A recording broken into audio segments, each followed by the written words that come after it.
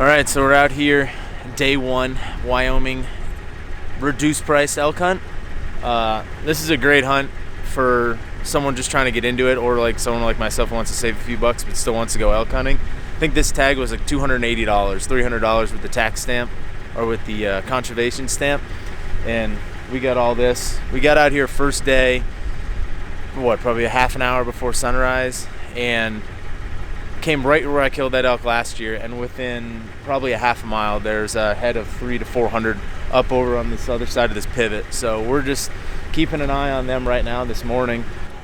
Two other guys that are up in that ridge over there, so if the elk get pushed down, we're hoping that they can get on them, but we're going to keep an eye on them from down here. And yeah, I mean, day one, 6 more days of this, but hopefully we can get done sooner than that. Got 4 tags, 4 guys, 1 rifle, 4 bows, who knows?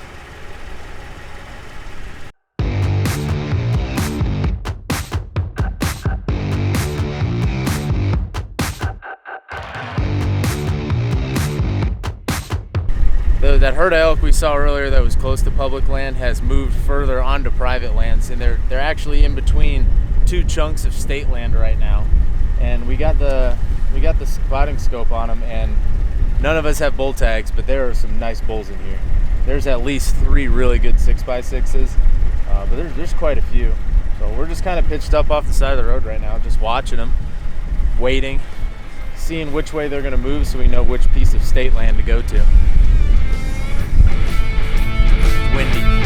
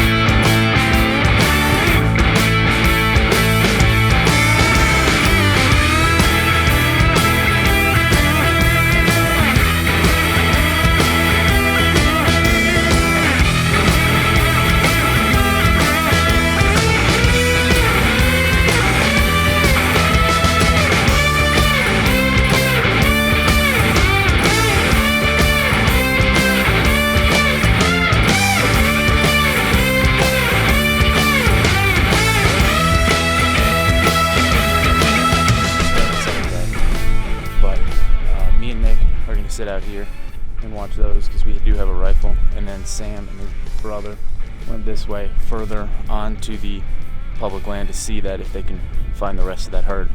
So right now we're just kind of sitting and waiting. Gonna see what they do.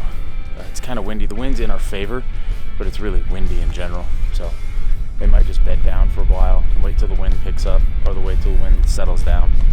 But, yep, just a waiting game.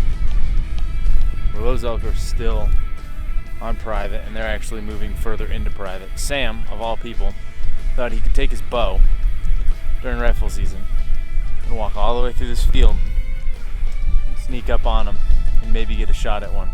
So we sat here for about an hour and watched him do it, and I don't think he got within 100 yards, but it was fun to watch. Make sure to interview him and see what he did wrong when he gets back. That way. I think you painted up. That's the problem. That's probably it. The face paint. Paint. Yeah. You got paint. You gotta cover up that neck. I can see that neck from a mile away. It's a long way. We walk. Straight with them. Yeah. Face paint. Well, as soon as I hit the. All right. Quick update on the elk. They're still way the hell over there, and we still can't get to them. We did talk to the rancher that owns this. He came up here and just talked to us for a little bit, and I guess he's got some vets coming to hunt later in the week, so he didn't seem like he really wanted to let us out there, but he didn't seem against it, so maybe hopefully changes his mind. We told him we were only here today and tomorrow, so maybe he lets us come out there and whack a cow or two. And man, that'd be awesome. But right now we're just eating lunch, just get something to eat, just trying to stay warm. It's just been a pretty boring day.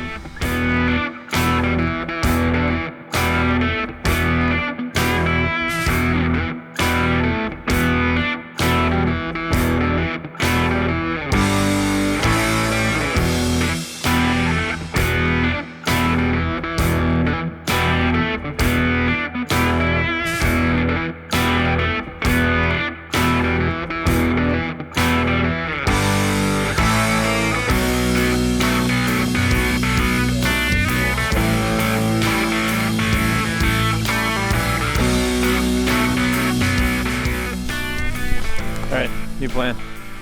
We're tired of waiting on those elk, so we're just gonna go walk around this piece of state land here and look for sheds down in these bottoms, because we got nothing else to do until they move, and they're still way over there, so we got time. But the wind's in our favor, and once we get down in this ditch we won't be skylined, so what else are you gonna do?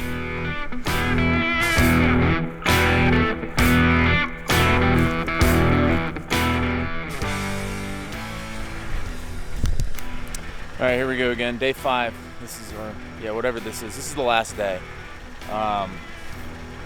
We need something to turn and get lucky, and we need some. We have some elk out here, and the rancher out here is supposed to have some guys on the land today. So we're hoping that they get into them and shoot at some of them and break them up and send them our way. Or there's some more elk at the base of the hills here, and we talked to an outfitter this morning who manages up there.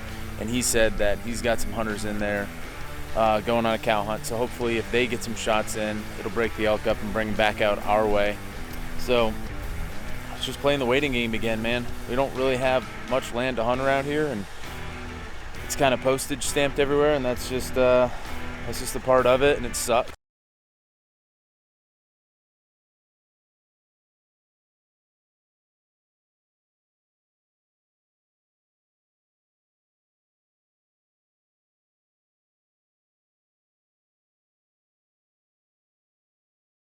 All right, it's the last day, last hour, and we have elk in sight moving towards us. Don't know if there's enough ground. They've covered a lot of ground, but I'm hoping that they get flushed by the rancher. Looks like he's taking a hunter out here, so hopefully he gets on them, shoots and flushes them towards us. But they're over there. The wind's good. It's blowing in our face, so let's keep the wind in our favor. But they still need to come, I don't know, half a mile, 3/4 of a mile. So fingers crossed. It's the last day magic. Well, I have failed. Yeah. Well, We tried. we did try. Those elk are not going to cover 1.5 miles in the next 10 minutes. So we're heading back out to the truck. It got drastically colder and windier in the last 45 minutes. Yeah, real quick. So yeah, it's a big 0 for 4 in Wyoming. 4 tags, none of them punched, but we came out here, we tried. It's still a pretty good hunt, being that it is a discounted hunt. It gets you out here, so if that's something you're looking for and you're balling on a budget, it's a good option. Some units are probably better than others, but yeah, well, try again next year, maybe do something different. We're not really sure yet, but we'll come up with a plan. And yeah, thanks for following along for this quite uneventful trip, but